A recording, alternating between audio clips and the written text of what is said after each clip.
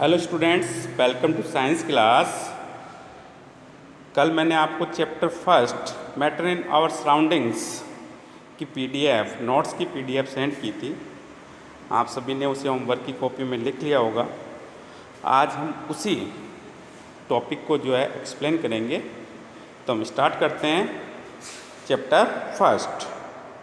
पहले लेते हैं हम इंट्रोडक्शन। भाई इस चैप्टर में क्या बताया गया है। तो देखो, since early times human beings have been trying to understand their nature. Early Indian philosophers classified matter into 5 basic elements. The Panch Tattva: air, earth, fire, sky and water. According to them, living as well as non-living things are made up of these elements. जो Indian philosophers हैं उन्होंने जो है matter को 5 basic elements, जिन्हें पंचतत्व कहा गया है, में डिवाइड किया है। Air, earth, fire, sky and water. और सभी living and non living things जो होती है वो मैटर से ही बनी होती है और मैटर इन 5 एलिमेंट्स से बना होता है। तो हम कह सकते हैं सभी all living and non living things made up of these elements, पंच तत्व, या कह सकते हैं मैटर। भाई मैटर किन से बनता है? इन पंच तत्वों से। Now it is scientist evolve 2 types of classification of matter.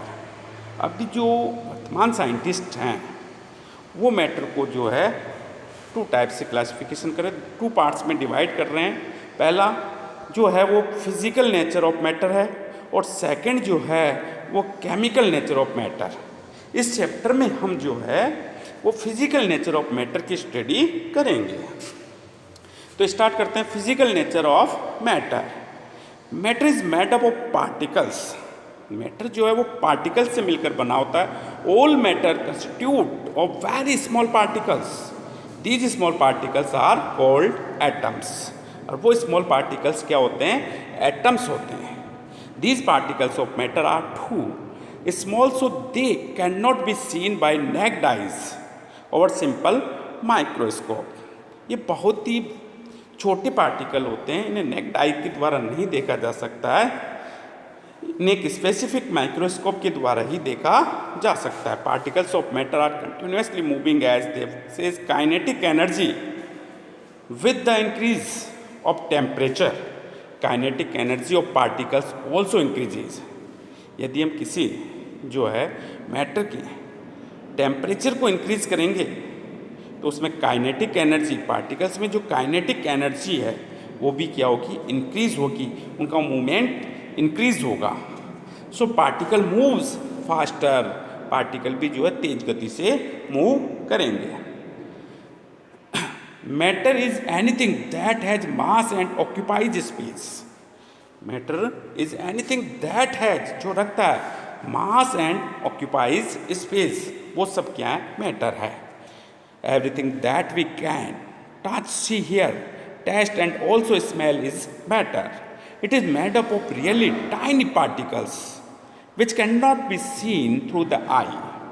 The particles of which the matter is comprised of influence its state and properties. तो देखो, फर्स्ट जो फिजिकल प्रॉपर्टी है वो है particles of matter have species between them.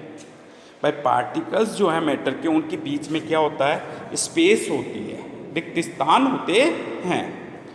तो first point हो गया, particles of matter have spaces between them. This characteristics is one of the concepts behind the solubility of a substance in other substances.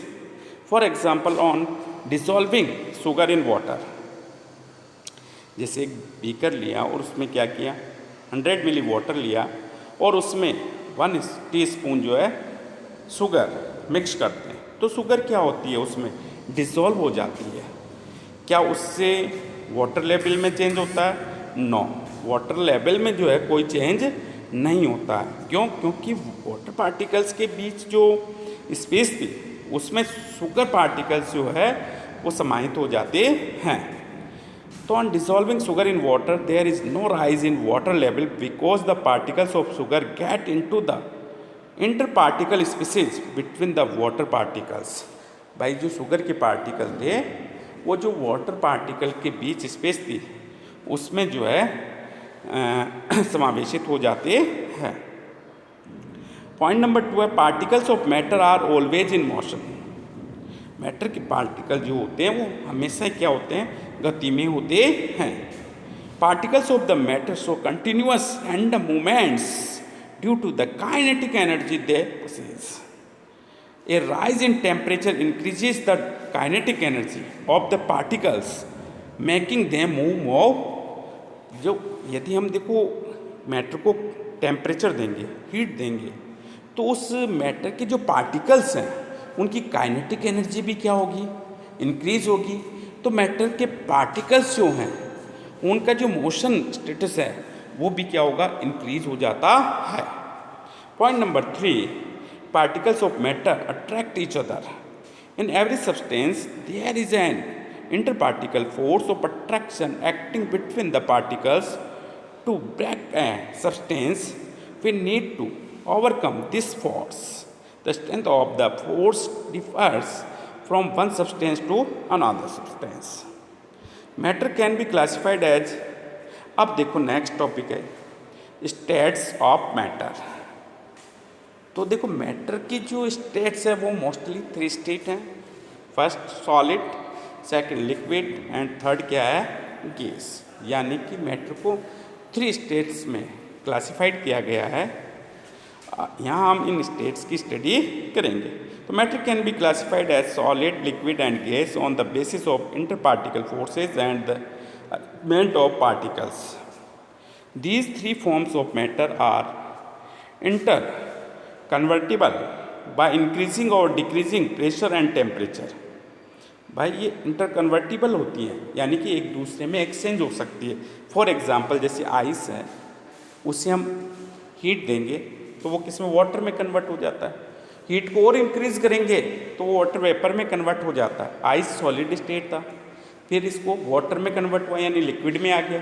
फिर हमने heat दी, temperature को increase किया तो water vapour यानी गैसीय स्टेट में कन्वर्ट हो जाता है। तो ये इंटरचेंज हो सकती है। वाटर वेपर का कंडेंसेशन करेंगे, वो वापस से वाटर में आ जाएंगे, तो वापस से वाटर यानी लिक्विड स्टेट आ रही। इसको हम फ्रीज करेंगे, लो टेम्परेचर पे रखेंगे तो ये आइस में कन्वर्ट हो जाता है। For example ice can be converted from solid to a liquid by increasing the temperature. अब देखो स्टेट्स ऑफ मैटर यहाँ दी हुई है, प्रॉपर्टीज, इनकी प्रॉपर्टी दी हुई है, गुण दिया हुआ है सॉलिड, लिक्विड और गैस। तो हम फर्स्ट लेते हैं शेप एंड वॉल्यूम। सॉलिड में जो है फिक्स्ड शेप एंड वॉल्यूम होता है, लिक्विड में नो फिक्स्ड शेप, शेप तो फिक्स्ड नहीं है बट हैज वॉल्यूम, बट जो वॉल्यूम है जो है वो फिक्स्ड है। Gas neither definite shape not volume, इसमें दोनों ही जो है फिक्स्ड नहीं होते हैं। एनर्जी सॉलिड में लोवेस्ट होती है, लिक्विड में मीडियम, गैस में हाईएस्ट होती है। अब देखो नेक्स्ट थर्ड, इनकी कंप्रेसिबिलिटी जो होती है इसमें डिफ़िकल्ट है, इसमें नियरली डिफ़िकल्ट है, इसमें इजी है। फिर अरेंजमेंट ऑफ मॉलिक्यूल्स जो है सॉलिड में जो है रेगुलर एंड क्लोजली अरेंज्ड होते हैं, इसमें रैंडम एंड लिटिल जो है अरेंजमेंट होता है। गैस में जो होता है वो रैंडम एंड मोर जो स्पेशली अरेंज्ड होते हैं। फ्लूसिडिटी जो होती है, फ्लूडिटी जो होती है, फ्लूडिटी जो होती है, सॉलिड कैन नॉट फ्लो, इनका फ्लो नहीं होता है। Flows from high to lower level और फ्लोज इन ऑल डायरेक्शन, सभी में फैल जाती है। जैसे हमने लिया स्टोन ले लिया तो उसका क्या फ्लो होगा, उसका फ्लो नहीं होगा। बट हमने मिल्क लिया तो हाई टू लोअर लेवल पर जो है उसका फ्लो होगा। हमने किसी रूम में जो है अगरबत्ती जला दी तो उसकी जो स्मेल है वो सब में ऑल डायरेक्शन में फैल जाती है। परफ्यूम यूज करते हैं तो उसकी भी स्मेल जो है फैल जाती है। स्टेट ऑफ मैटर मूवमेंट, यहाँ देखो सॉलिड में ये जो है नेग्लिजिबल होता है, लिक्विड में जो है depends on inter particles attraction, gas में जो है ये फ्री कांस्टेंट एंड रैंडम होता है। इंटर पार्टिकल स्पेस जो है सॉलिड में बहुत ही कम होती है, वेरी लेस, लिक्विड में मोर और गैस में जो है ये लार्ज होती है। इंटर पार्टिकल अट्रैक्शन जो होता है वो सॉलिड में मैक्सिमम है, लिक्विड में मीडियम है, गैस में मिनिमम। डेंसिटी जो होती है सॉलिड में मैक्सिमम है, लिक्विड में मीडियम है और गैस में मिनिमम होती है। रेट ऑफ डिफ्यूज़न जो होती है वो सॉलिड में जो है नेग्लिजिबल होती है और लिक्विड में जो है it depends on inter particle attraction और गैस में ये मैक्सिमम होती है। ये जो इनके डायग्राम दे रखे हैं अट्रैक्शन को दिखाया है, इनके पार्टिकल्स को दिखाया है। देखो सॉलिड के पार्टिकल्स जो है बहुत पास पास हैं, इनमें डिस्टेंस कम है, लिक्विड में इनसे ज़्यादा है बट गैस में इनसे ज़्यादा है। इसके साथ आज का टॉपिक ये समाप्त होता है। Thank you.